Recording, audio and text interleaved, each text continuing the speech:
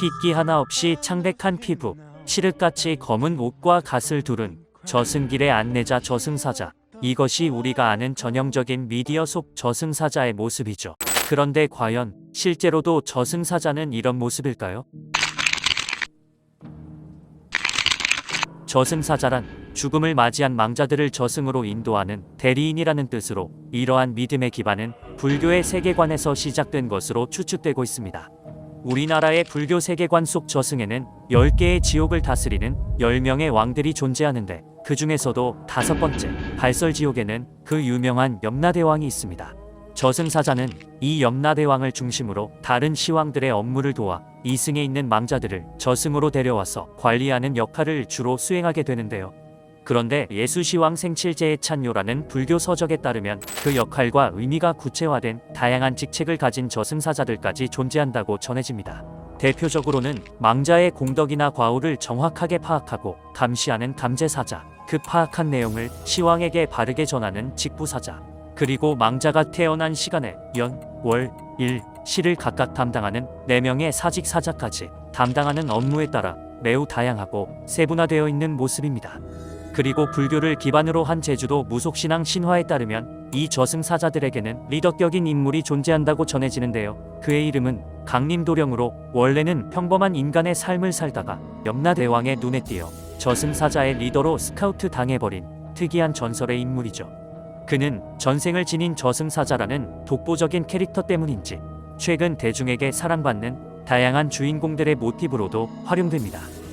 이렇게 과거의 다양한 저승사자들의 모습을 보면 우리가 아는 핏기 없는 귀신의 모습이라기보다는 오히려 화려한 관료의 옷을 입은 그 시대의 관리나 권력자의 느낌이 강하죠.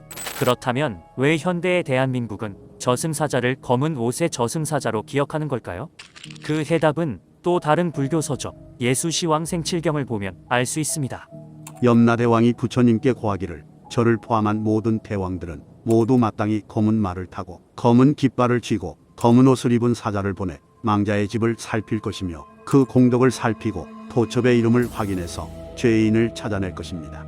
이 구절을 보면 저승사자들이 모시는 염라대왕이 언급한 저승사자의 모습이 우리가 생각했던 저승사자의 모습과 매우 유사한 것을 알 수 있는데요.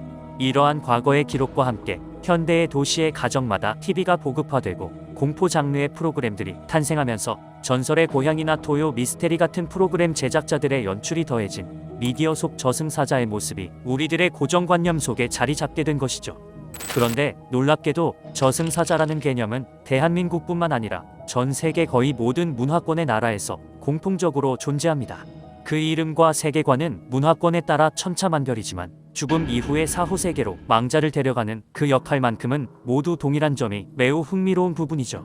그렇다면 이렇게 수많은 저승사자의 모습들 중 진짜 저승사자는 어떤 모습일까요? 죽기 전까진 누구도 완벽한 정답을 알 수 없는 문제겠지만 우리는 한 가지 그럴듯한 추론을 할 수는 있습니다.